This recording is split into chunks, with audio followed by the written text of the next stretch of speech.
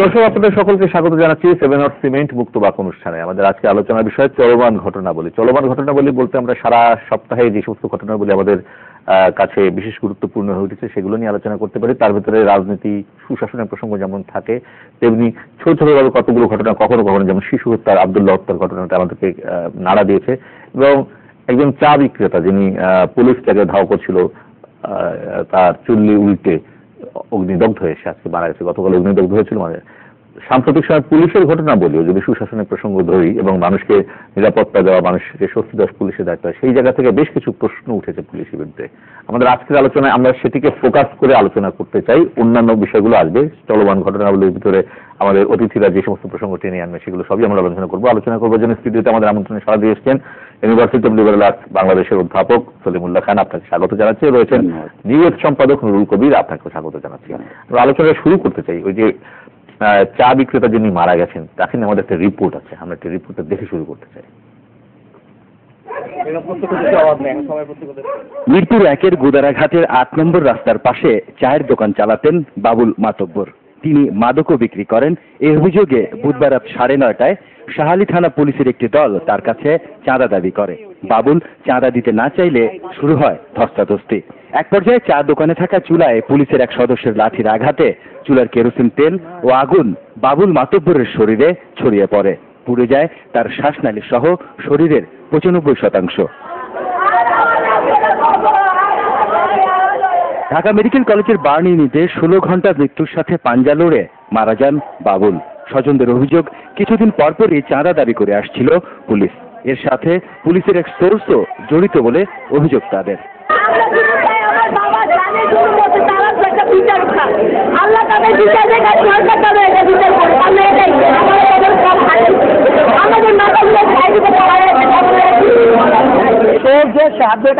চেষ্টা করছিল আর একজন কনস্টেবল আইসা স্টেপ পরে বাড়ি মাসে যখন যে দোকান ভেঙে ফেলা তাইলে আইব, তখন ওই স্টেপ পরে আমার বাবার গাওটা পুরো ধ্বংস হয়ে গেছে।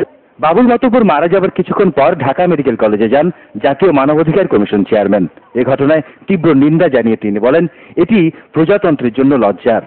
পুলিশ বাহিনীর এই স্পর্ধা এবং ঔদ্ধত্য এটা এখনই বন্ধ হওয়া উচিত। এটা বাড়াবাড়ি পর্যায়ে চলে গেছে। এইরকম পুলিশ সদস্য আমাদের দরকার নেই। মানুষের অধিকার রক্ষার জন্য তাদেরকে নিয়োজিত করা হয়েছে। মানুষকে এভাবে মৃত্যু মুখে ফেলে দেওয়ার জন্য তাদেরকে নিয়োজিত করা হয় নাই। এদিকে ঘটনায় শাহ আলী থানায় 5 জনকে আসামি করে মামলা হয়েছে। তবে এতে নেই কোনো পুলিশ সদস্যের নাম। গ্রেফতারও করা হয়েছে একজনকে। তবে এ বিষয়ে কথা বলতে রাজি হননি থানার ওসি। এর আগে গেল রোববার এক ছাত্রীকে হেনস্থার অভিযোগ ওঠে আদাবর থানার এক এসআইয়ের বিরুদ্ধে। এছাড়া গত মাসে বাংলাদেশ বেদ কর্মকর্তা গোলাম রাব্বি ও ঢাকা দক্ষিণ সিটি কর্পোরেশনের পরিদর্শককে মারধরের অভিযোগও আছে 2 এসআইয়ের বিরুদ্ধে।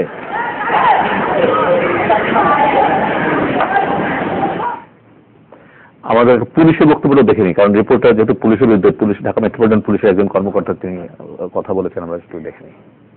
মিরপুর থানার এসআই, 2 জন এসআই, একজন এএসআই এবং একজন কনস্টেবলকে প্রত্যাহার করা হয়েছে এবং পুলিশের দায়িত্ব নির্ধারণ করা এবং সামগ্রিক তদন্ত করার জন্য মিরপুর বিভাগ থেকে এডিসি মিরপুর ক্রাইম জনাব মাসুদ আহমেদ এবং এসি মিরপুর জোন মাহবুব হোসেনের সমন্বয়ে 2 সদস্য বিশিষ্ট তদন্ত কমিটি করা হয়েছে।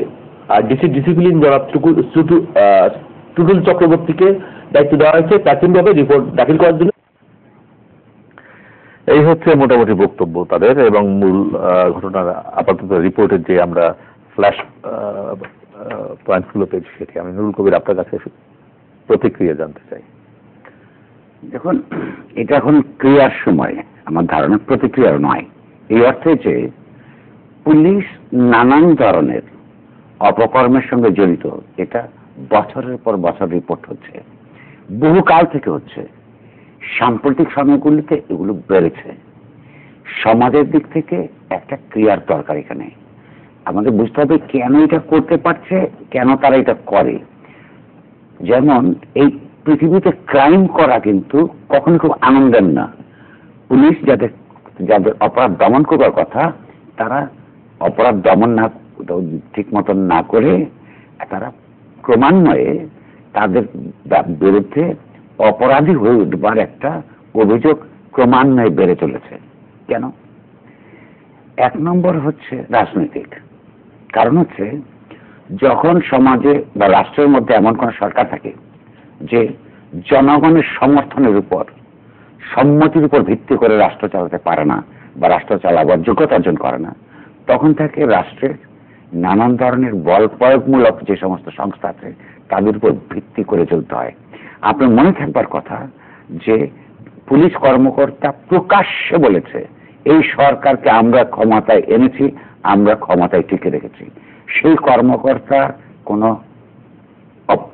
বিচার হয় নাই, তার কোনো শাস্তি হয় নাই।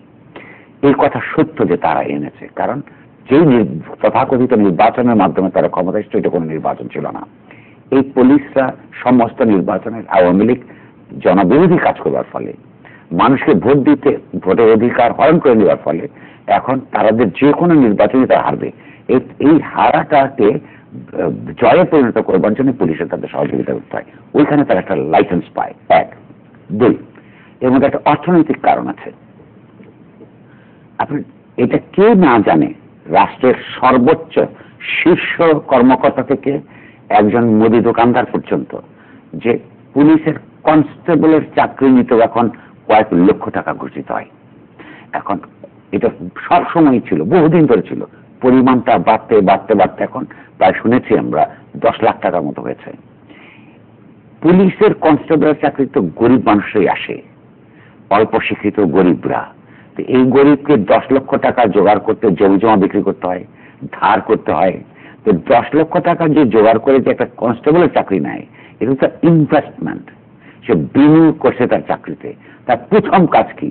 যে কোনো বিনিয়োগের যে অর্থনীতির সূত্র অনুযায়ী প্রথম কাজ হচ্ছে বিনিয়োগটা তুলে আনা, তারপর সেটার উপর লাভ নিশ্চিত করা।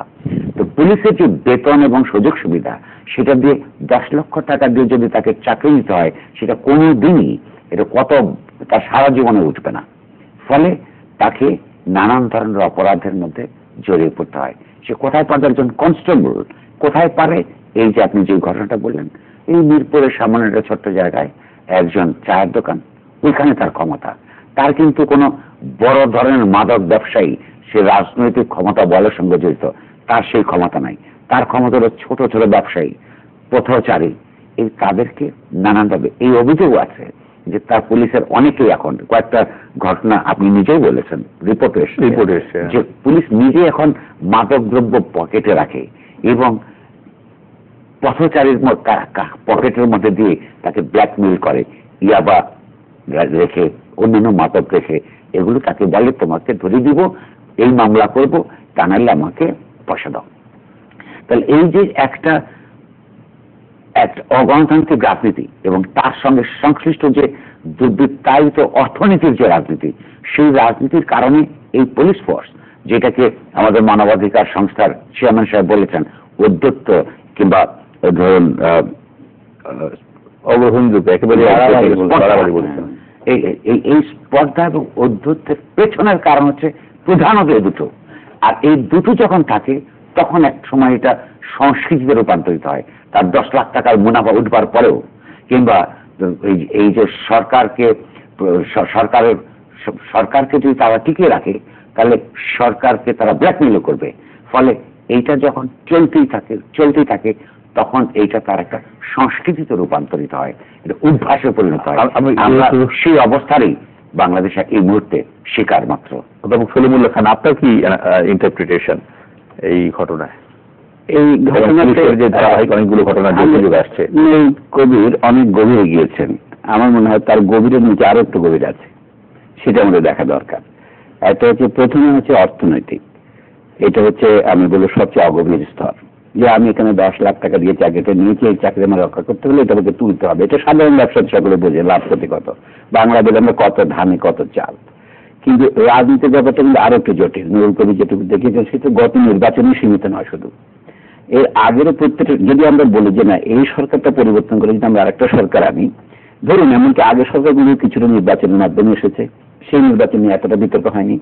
এর আগে সামরিক সরকার এসেছে, এর আগে কুদেতার সরকার এসেছে, তত্ত্বাবধায়ক সরকার এসেছে।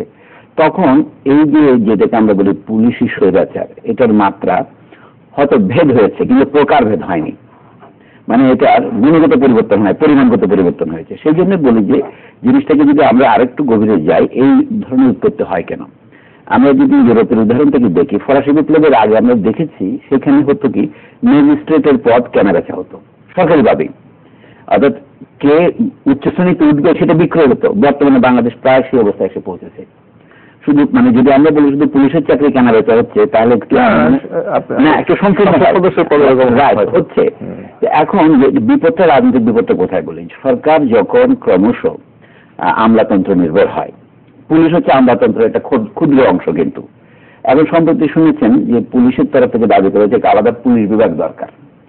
তার মানে যখন সমাজে পুলিশের ক্ষমতা বাড়ে তখন তাদের মানে উচ্চাভিলাষও বাড়ে, এবং সেইটা এখন যেটা চলছে আমরা এটাকে বলবো ইনফর্মাল, অনানুষ্ঠানিক, সেটা কিছুটা ফর্মাল হয়ে উঠতে চেষ্টা করে। কিন্তু তার একটা বিপদের দিকে আছে। আমি আরো এক আলোচনায় বলেছিলাম, মানবাধিকার সংক্রান্ত আলোচনায়, যে ঘুঘু দেখেছেন ফাঁদ দেখেননি। ঘুঘুটা হচ্ছে প্রথমেই আপনি মনে হচ্ছে ভালোই লাগে, এটা ধরতে যাবেন, কিন্তু তাতে আপনি নিজে ধরা পড়তে পারেন। বর্তমানে শুধু দেশ বিদেশের রাজনীতির ক্ষেত্রে আমি এটা বলেছি, মানবাধিকার কথা যারা বলেন, এই যে মানবাধিকার সংস্থার চেয়ারম্যান বললেন, সেই মিটিং উনিও ছিলেন। তো আমি বললাম যে বর্তমানে মানবাধিকারের দাবিটা এমন হয়েছে যে আমার মানবাধিকার কে রক্ষা করবে, আমি রক্ষা করবো না, বিদেশ থেকে কে আমাকে রক্ষা করে দেবে। আমাদের বর্তমানে যেগুলো মানবাধিকার সংস্থা, কমিশন সহ সবারই লক্ষ্য হচ্ছে বিদেশ থেকে বা শক্তিশালী কেউ এসে আমার মানবাধিকার রক্ষার জন্য হস্তক্ষেপ করুন। কিন্তু পৃথিবীতে এটা কখনো হয়নি, এবং যেখানে হয়েছে সেখানে তার মানবাধিকার পরিস্থিতি আগের চেয়ে খারাপ হচ্ছে। সংক্ষিপ্ত উদাহরণ হচ্ছে ইরাকে সাদ্দাম হোসেনের সময় মানবাধিকার খুব লঙ্ঘিত হচ্ছিল, কুর্দিদের, শিয়াদের এবং বিভিন্ন গোষ্ঠীর। কিন্তু এখন যে মানবাধিকার লঙ্ঘিত হচ্ছে সেটা এটার সাথে তুলনা করা যায় না। আমি বলছি বর্তমানে আমাদের পুলিশি রাষ্ট্রের যে অসুবিধা সেটা একটাই বলি, আমাদের যদি প্রপারলি আগের মতো পার্লামেন্টের রাজনীতি চলতো তাহলে রাষ্ট্রটা পুলিশে হতো না। এখন পুলিশি রাষ্ট্র হওয়ার ফল হচ্ছে কি, দেখা যাচ্ছে কি একই পার্টির ভিতরে নানা রকম ফ্যাকশন তৈরি হচ্ছে, এবং সেইটা মাঝে মাঝে পুলিশ অত্যাচার করে ছড়িয়ে যাচ্ছে। যেমন কয়েকটা হলো, সরকারি দলের 2জন সাংসদের বিরুদ্ধে এই সপ্তাহে বড় বড় কথা উঠেছে। একটা টাঙ্গাইলের ঘটনা, 4 ভাইয়ের বিরুদ্ধে পুলিশের চার্জশিট দিয়েছে। এটাকে আপনি কি করে দেখবেন? ধরেন কথায় কথায় সরকারি দলের এমপি তার দলেরই সাধারণ সম্পাদক প্রার্থী একজনকে খুন করেছে বলে অভিযোগ পুলিশের প্রাথমিক তদন্তে প্রমাণিত হয়েছে। এখন ভবিষ্যতের কথা বিচারকে। চট্টগ্রামে যেটা হয়েছে, এই যে একজন সাংসদ যিনি এই রাষ্ট্রের প্রতিষ্ঠাতার ছবিকে তিনি বিকৃত করেছেন অভিযোগ হয়েছে, কিন্তু মজা হচ্ছে তিনি সরকারি দলের এমপি। ফলে এখন রাজনীতি লক্ষ্য করুন, কিছুদিন আগে বিশ্ববিদ্যালয়ের শিক্ষকরা যখন আন্দোলন করছিলেন তখন প্রধানমন্ত্রীর আশ্বাসে তারা 9 দিন পরে স্থগিত করেছেন। আজকে তাদের সভা হয়েছে। কিন্তু ব্যাপারটা কি, দেখা যেতে এই দলগুলি পরিচালনা করছে, ট্রেড ইউনিয়নগুলি পরিচালনা করছে সরকারি দলের সমর্থকরা। তাহলে বিরক্ত হয়েছে সরকারের ভিতরে আমলাতন্ত্র এবং সরকারের ভিতরে শিক্ষকতন্ত্র এভাবে হচ্ছে। এইটা কিন্তু ভবিষ্যতের রাজনীতির প্যাটার্ন বলে আমার ভয় হচ্ছে। অর্থাৎ রাজনীতি যখন একদলীয় হয় তখন কি রাজনীতি থাকে না? থাকে। তখন এটার নাম ফ্যাকশনালিজম হয়, এটার নাম ষড়যন্ত্র হয়, এটার নাম আরো ভয়াবহ হয়। গতকাল আমি তো চমৎকার আলোচনা দেখলাম আপনার ভ্রাতৃপ্রতিম টিভি স্টেশনে, এটা বলেই এখানে শেষ করি। সেটা হচ্ছে ডেলিস্টার সম্পাদক মাহবুব আনাম সাহেব প্রকাশ্যে স্বীকার করলেন তিনি ডিজিএফআই দেওয়া প্রচার যাচাই না করে প্রচার করেছেন, এবং সঙ্গে সঙ্গে তিনি আত্মরক্ষাতে যেটা বললেন সেটা আরো ভয়াবহ, সবাই করেছে একমাত্র নূর কবি ছাড়া। তারপরে এটা খুব ভালো লাগলো। এখনো কেন সে অবস্থায় আছি যে আমরা সবাইকে একসাথে হুক্কা হুয়া করছি? আসল কথা বলার জন্য খোদ নুরুল কবিরও বলছে কিনা এটা সন্দেহ, আরো ভিতরে আছে। আমরা একটু বিরতি নিয়ে আসি, এসে ধরো রাখি আলোচনাটা করবো। প্রিয় দর্শক থাকুন আমাদের সঙ্গে, ফিরছি একটু পর।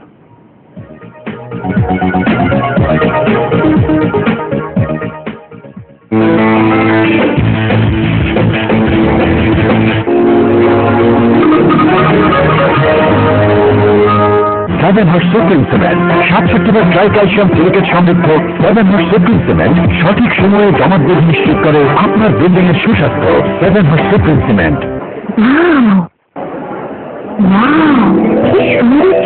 সাধারণ আমলা দিলে এই রিয়াকশন অবশ্যই না। এখন আমি ব্যবহার করি নিহার শান্ত আমলা, আমলা বাদামের পুষ্টিগুণ আর ভিটামিন দেয় আরো মজবুত ঘন ও ফলমূলে। এক কথায় নিহার শান্ত আমলা। কারো ত্রুটি খুঁজে পাওয়া খুবই সহজ, বিশেষ করে ডিজিটাল ওয়ার্ল্ডে লুকোনো যায় না কিছুই। আমার লোক, আমি চুরি, এমনকি ক্ষুদ্র জায়গা লুকোনো যায় না, কিন্তু আমি ভয় পাই না, কারণ আমার কাছে আছে বেস্ট এভার ক্লিয়ার নিউট্রাল তিনযুক্ত ক্লিয়ার ড্যান্ড্রফ দূর করে এবং স্ক্যাল্পের সুরক্ষায় প্রয়োজনীয় পুষ্টি যোগায় যা ড্যান্ড্রফের ফিরে আসা প্রতিরোধ করে। ড্যান্ড্রফ আর ফিরে আসবে না। বেস্ট এভার ক্লিয়ার ড্যান্ড্রফ দূর। I have nothing to hide.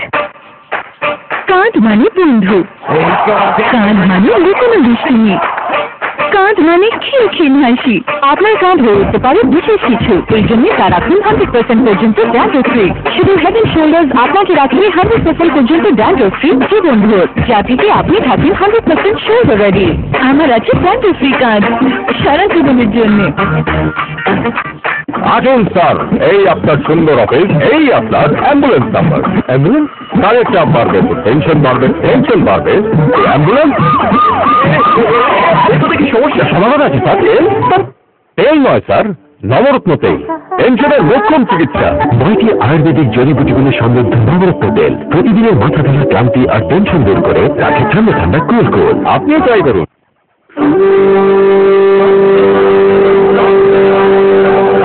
এই একটা দুনিয়া দাদি রং রং রং রং ঝকমারি রশ্মি রশ্মি জানিয়ে কত রঙে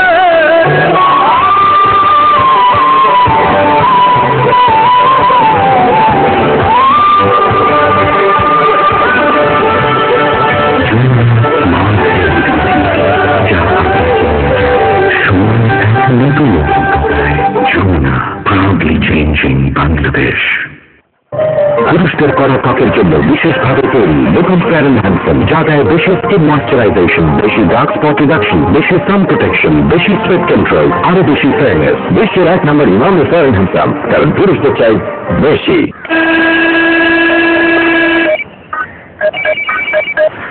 হ্যালো, হয়ে যাবে তোমার ভাবি, আমার বন্ধুদের জন্য কিন্তু বিরিয়ানি মাছ।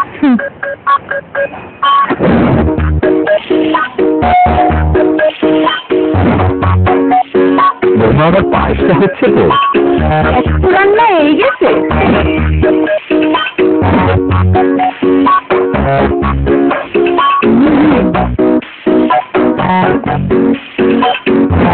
আরে ইউরোপিয়ান স্ট্যান্ডার্ডের ওএলপি গ্যাস মাপে সঠিক, পরিবেশ বান্ধব এবং নির্ভুল। তাই আমি আর আমার পছন্দ এলপি গ্যাস। সুস্বাস্থ্যের জন্য খাবার সঠিক ও নিরাপদ পাত্রে রাখা খুবই প্রয়োজন। ফ্রিজে খাবার রাখা, ওভেনে খাবার গরম করা সবকিছুতেই প্রয়োজন স্বাস্থ্যসম্মত কন্টেইনার।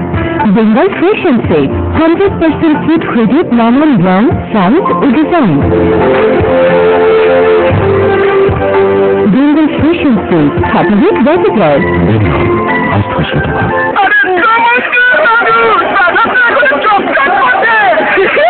হবেই তো ভাই, বাইরে দেওয়ালের উপর ধুলো টিকতেই দেয় না। Apex Ultima 7 horse supreme cement 67 tri calcium silicate সমৃদ্ধ 7 হর্স সুপ্রিম সিমেন্ট সঠিক সময়ে জমাটবদ্ধ নিশ্চিত করে আপনার বিল্ডিং এর সুস্বাস্থ্য। 7 হর্স সুপ্রিম সিমেন্ট। ফ্রেঞ্চ রোদের সুরক্ষিত ভবনে যাত্রী বাছাই করা প্রতিটি রোগের অনেক নির্যাসে সেরা লাভ করছেন প্রতিদিন সুরক্ষিত আকর্ষণ তাদের জন্য নতুন লাক্স।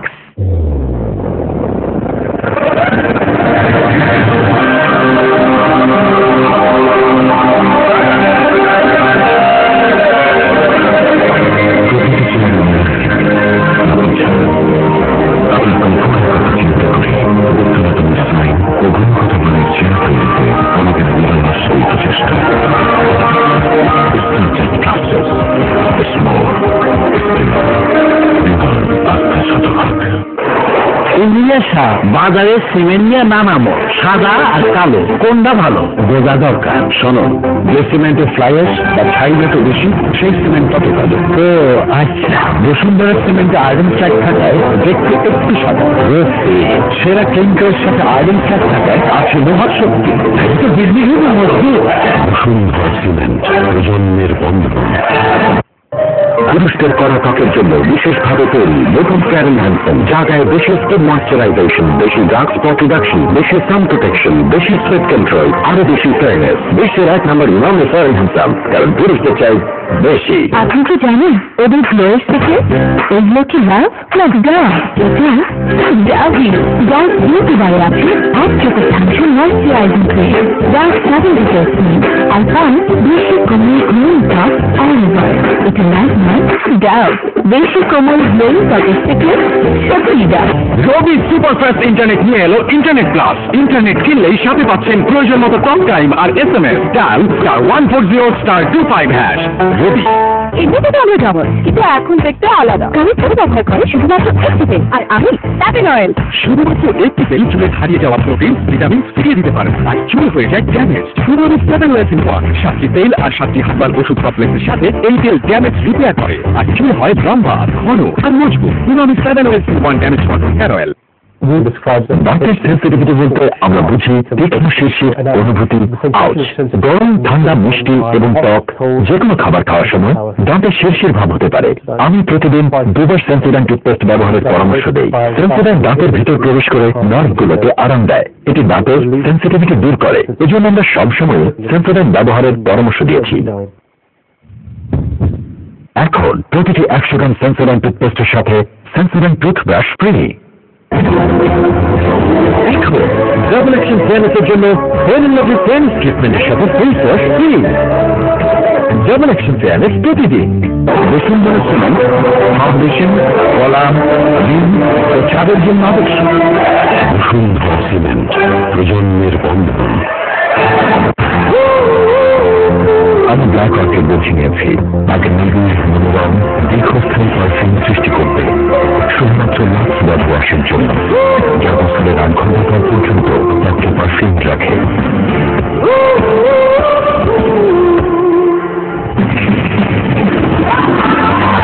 এমন পারফিউম যা জাগিয়ে তোলে আপনার ভিতরে লুকিয়ে থাকা মোহনীয়তা। পারফিউম পান 8 ঘন্টা পর্যন্ত, ব্যাস একটুখানি Lux. 7 horse supreme cement, 60% try calcium silicate সমৃদ্ধ 7 হার্স সুপ্রিম সিমেন্ট সঠিক সময়ে জমাট বেঁধে নিশ্চিত করে আপনার বিল্ডিং এর সুস্বাস্থ্য। 7 হার্স সুপ্রিম সিমেন্ট।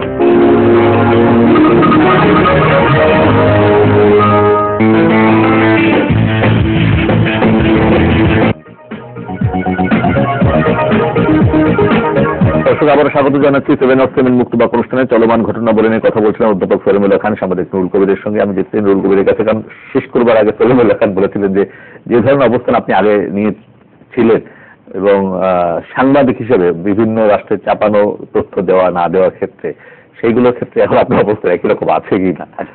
ধন্যবাদ। এবং সেটা বিষয়ে আলোচনা ফিরে আসবো। আপনি যেহেতু পুরনো তুলেন, আমি দুটো এই বিষয়ে কথা বলতে চাই। 1 নম্বর হচ্ছে যে আমি তো মাহফুজ ভাইকে ডিফেন্ড করতে চাই। মাহফুজ নাম দলিতের সম্পাদক। আমি ওনাকে ধন্যবাদ দিই যে এত বছর পরে প্রকাশ্যে উনি বলেছেন যে উনি ভুল করেছেন। এই ভুল আর যদি থেকে ভুল হয় তাহলে এই ভুল আর অনেকেই করেছেন, উনি সে কথাও বলেছেন। তারা সবাই পাবলিকলি স্বীকার করেন নাই। ফলে এই সততার জন্য আমি তাকে ধন্যবাদ দিই। সঙ্গে প্রত্যেকজন সম্পাদকের নিজস্ব পলিসি আছে, নিজস্ব জীবনবোধ আছে। তো সেটা উনি কি করবেন আমি জানি না। আমার ক্ষেত্রে আমি এটুকু বলতে পারি, সাংবাদিকতা একটা তৃতীয় বিশ্বের গরিব গণতান্ত্রিক প্রক্রিয়ার মধ্যে নানান হাবুডুবু খেয়ে এগিয়ে চলতে চায়। এরকম একটা সময় গণতান্ত্রিক সাংবাদিকতার প্রধান কাজ হচ্ছে আপনার ক্ষমতা ব্যাপারে ক্রিটিক্যাল থাকা। সরকার হচ্ছে সবচেয়ে বড় ক্ষমতার উৎস। সমাজের নানান জায়গায়ও ক্ষমতার বিন্দু থাকে, কিন্তু কেন্দ্রবিন্দু থাকে ক্ষমতাকে রুটলেসলি ক্রিটিক করা ব্যক্তিগত কারণে নয়, ইমপার্সোনাল কারণ থেকে, সাধারণ মানুষের, অধিকাংশ মানুষের তরফ থেকে আপনার রুটলেসলি ক্রিটিক করা হচ্ছে গণতান্ত্রিক সাংবাদিকতার কাজ। সেই কাজ করতে গেলে অনেক ঝামেলা পড়তে হয়, স্ক্যান্ডালের মধ্যে পড়তে হয়। স্ক্যান্ডাল তৈরি করে সরকার, রাষ্ট্র, তার নানান সংস্থা, নানানভাবে রাষ্ট্রের অনেক ক্ষমতা নিপীড়নমূলক ব্যবস্থার মধ্যে পড়তে হয়। সব সত্য। তারপরেও গণতান্ত্রিক সাংবাদিকতার কাজ হলো এটা।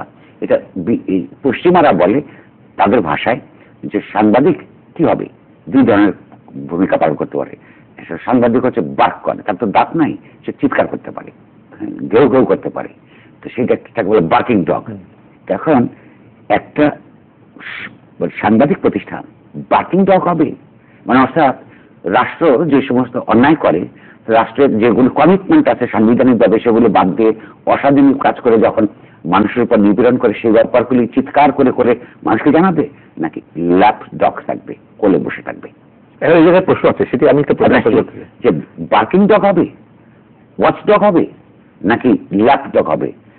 এইটার সাধারণ উত্তর যতদিন পর্যন্ত রাষ্ট্র ব্যবস্থা থাকবে যে সাংবাদিকতার কাজ হচ্ছে বার্কিং ডগ হয়, বার্কিং ডগ হওয়া, হ্যাঁ, ল্যাপ ডগ হওয়া না। ফলে আমার আশঙ্কা যে আজকে আবার যারা সরকারের নসিহত মেনে চলছেন কিংবা সরকারের রক্তচক্ষু উপেক্ষা করতে পারছেন না, আরেক রেজিম যদি কখনো আসে, পৃথিবীর যেহেতু কোন সরকারই শেষ সরকার না, সেই সরকার আমলে নাকি আবার তাদের বলতে হয় যে গত রেজিমও আমি ভুল করেছিলাম বা আমরা ভুল করেছিলাম। ফলে তার যদি এটা চলতে থাকে তাহলে নিরন্তর ভুল করার পরিণাম তাদেরকে যেমন সাংবাদিক হিসেবে ব্যক্তিগতভাবে একটা ইতিহাস এক ধরনের জায়গা দিবে, কিন্তু মানুষের কিন্তু এই সমালোচনা করতে গিয়ে সমালোচনার ক্ষেত্রে অনেক সময় পলিটিসাইজেশনটা হয়, কিন্তু সাংবাদিকতার ভিতরে কিন্তু পলিটিসাইজ সাংবাদিকতা। পলিটিসাইজেশন খুব ভালো জিনিস, এটা আমি কোনো আমি আপনার কথা উত্তর দিচ্ছি। প্রশ্নটা হচ্ছে যে সাংবাদিকতার কাজ সব সময় সরকারের ব্যাপারে ক্রিটিক্যাল থাকা, কিন্তু ব্যক্তিগত শত্রুতা না, ক্রিটিক্যাল থাকা। পার্টির পক্ষ এক পার্টির ক্রিটিক্যাল হতে গিয়ে আরেক পার্টিকে আপনার সুবিধা দেওয়া না, কিন্তু এটা থাকাটা জরুরি ব্যাপার। এখন প্রশ্ন হচ্ছে যে সলিম ভাই যে কথাটা বলেছেন, আমার ধারণা যে এখন ওই আমলের থেকেও, ওই ইমার্জেন্সি আমলের থেকেও কিছু ওই ইমার্জেন্সি আমলে ওই সরকারের জনসমর্থন কয়েক মাস পরেই সব চলে গেছিল, তার পক্ষে কোনো সংগঠিত রাজনৈতিক দল ছিল না, ফলে সে দুর্বল ছিল। আওয়ামী লীগ বা বিএনপির মতন যারা বড় বড় রাজনৈতিক দল, তারা একদিকে যখন ক্ষমতায় থাকে তখন আরেকদিকে কেন্দ্র থেকে রাষ্ট্রের পরিধি পর্যন্ত, দেশের পরিধি পর্যন্ত ইন্টিমিডেট করবার মতন তার পুরো সংগঠন থাকে। পরিস্থিতিটা এখন আরো কঠিন, এবং এ কারণেই গণতান্ত্রিক সাংবাদিকতার চ্যালেঞ্জটা তখনের থেকেও এখন বড়। ফলে আমি মনে করি গণতান্ত্রিক সাংবাদিকতার কথা বললে এখন আরো ঝুঁকি নিয়ে আরো বেশি কঠিন সমালোচনা সরকারের দায়িত্ব। আমার মনে হয় না যে বাংলাদেশের সকল কাগজ, সকল মিডিয়া তার আপন আপন সামর্থ্য অনুযায়ী সেই কাজটা করছে। তার জন্য কারণ ওয়াচডগ এবং ল্যাপডগের মধ্যে পার্থক্যটা ক্রমেই কি মনে করছেন? বলছেন যে আগের থেকে অনেক চ্যালেঞ্জটা অনেক বেশি এবং কাজটা সেভাবে মাত্রার কথা যদি হিসাব করা হয় তাহলে সেভাবে হচ্ছে না। আপনার কি অবজারভেশন? একটা নতুন বিপদ এসে যোগ হয়েছে আমাদের। এই বিপদের নাম হচ্ছে উন্নয়ন। প্রায় সময় এখন যখন আপনার গণতন্ত্র না থাকে, আগে অন্যরা একটা প্রতিশ্রুতি দিত যে কিছুদিন পর সামরিক শাসন প্রত্যাহার করা হবে, ঘরোয়া রাজনীতির প্রবর্তন হবে, আমরা স্বাভাবিক অবস্থায় ফিরে আসবো, নির্বাচন দেওয়া হবে, এটা সবসময় আমরা দেখেছি। কিন্তু এখন সেটা না বলে বলা হচ্ছে যে যেটা বিপদের জিনিস, দেশে যে অর্থনৈতিক উন্নতি হচ্ছে সেটা আপনার এখানে আসার সময় বুঝতে পারা যায়। নানা ক্লিনিকার ভরে গেছে শহরে, নানা রকম ইট কাঠ পড়ে আছে, উন্নয়নের একটা প্রক্রিয়া আছে দেখা যায়। কিন্তু এই থেকে যদি আপনি মূলধন হিসেবে ব্যবহার করে গণতান্ত্রিক অধিকার খর্ব করার পক্ষে একটা যুক্তি খাড়া করেন, এটা কিন্তু বিপদের সূচনা হচ্ছে। এটা কিন্তু বাংলাদেশের একা নয়, পৃথিবীর যত দেশ এই জাতীয় উন্নতির পথে গেছে। আমরা যখন বিশ্ববিদ্যালয়ে পড়তাম, কবির মনে আছে, তখন বলা হতো 4 ইস্ট এশিয়ান টাইগার, যে এরা খুব উন্নতি করেছে। সিঙ্গাপুর, হংকং, তখন হংকং আলাদা ছিল, তাই না, তাইওয়ান, মালয়েশিয়া, এগুলোকে উদাহরণ হিসেবে দেওয়া হতো যে এইগুলি যেভাবে উন্নতি হয়েছে সেভাবে আমাদের রোধ করতে হবে। কিন্তু সেগুলো যে ঐতিহাসিক পরিপ্রেক্ষিত ছিল, সেগুলো যুদ্ধোত্তর কালে মার্কিন সাহায্য পেয়েছে, মার্কিন সৈন্যের উপস্থিত ছিল, মার্কিন সৈন্যদের উপস্থিতিতে যে রেজিম হয়েছে, তারা ওখানে ভূমি সংস্কার করেছে ইত্যাদি, সেগুলো কিছু না করেই আমরা বলতে আমাদের সে পথ ধরতে হবে। আমি দেখতে দেখতে তাই হলো। যেমন ধরেন এক্সপোর্ট প্রসেসিং জোন, এখনই বলি, বর্তমানে সরকার পরিষ্কারভাবে বলছে এক্সপোর্ট প্রসেসিং জোনে তারা ট্রেডিং করতে দেবে না, বলছে তার জায়গায় ওয়েলফেয়ার সোসাইটি করতে হবে। এগুলো হচ্ছে বলতে গেলে অত্যন্ত লজ্জার বিষয়। একটা বাংলাদেশ থেকে মুক্তিযুদ্ধ করে স্বাধীন হওয়া দেশ, এটা তো কারো কাছে ভিক্ষা করে স্বাধীন হয় নাই। এই দেশের সরকারের একজন মন্ত্রী এই কথা বলেন কি করে? মানে এটা তো মুখে, আমার বলে মশাই ও কথা মুখেও আনবেন না, কিন্তু সে আনছে তো এগুলো। অর্থাৎ ট্রেড ইউনিয়নকে বন্ধ করার জন্য তাদের যে যুক্তি সেটা হচ্ছে বহুদিন থেকে আমরা আগে জানি, এই জন্য যিনি আগে ফিলিপিন্সে হয়েছে, এখন যে যুক্তি দেখি যদি আমরা ইউনিয়ন করি এই গার্মেন্টস ইন্ডাস্ট্রি চলে যাবে এখান থেকে। তাহলে গার্মেন্টস ইন্ডাস্ট্রির জন্য কি আমরা দেশ স্বাধীন করেছিলাম? না দেশকে স্বাধীন করতে হলে গার্মেন্টস ইন্ডাস্ট্রিতে যারা কাজ করে তাদের চাকরি দেওয়া উচিত। যে কোনো সরকার একটা বড় চ্যালেঞ্জ কি যে যেখানে বেকারত্ব আছে সেখানে কর্মসংস্থান তৈরি করা। কিন্তু যদি আপনি এমন ওষুধ দেন, বোধ হচ্ছে কি আমরা তো বলছি কুইনাইন জ্বর সারাবে বটে, কিন্তু কুইনাইন সারাবে কে? এই জন্য বলছি বর্তমানে গণতন্ত্রের পথে বিপদ আছে। আমি এই জায়গায় একটা প্রশ্ন করতে চাই, সেদিন থেকে ধরেন ট্রেড ইউনিয়ন করতে দিচ্ছেন, ওয়েলফেয়ার সোসাইটি করতে দিচ্ছে, আমাদের তো ফরেন মার্কেটের কথা চিন্তা করতে হবে, বাইরের কমপ্লায়েন্সের কথা চিন্তা করতে হয়। পরিবর্তিত পরিস্থিতি কি নতুন একটি সরকার একটু নতুন সরকার বা নতুন পরিস্থিতি কি নতুন ধরনের নিয়মিত হতে পারে না? অবশ্যই তো হতে পারে, কিন্তু যে জুজু একটা কথা আছে। ধরুন এই যে বাংলাদেশের শিশু শ্রম নিয়ে মার্কিন সেনেটররা, মার্কিন কংগ্রেসম্যানরা আন্দোলন করে এখানে আসে, AFL-CIO আমেরিকান, তারা কথা বলে, কিন্তু আজকে আমাদের বাণিজ্য মন্ত্রী বললেন যে তারা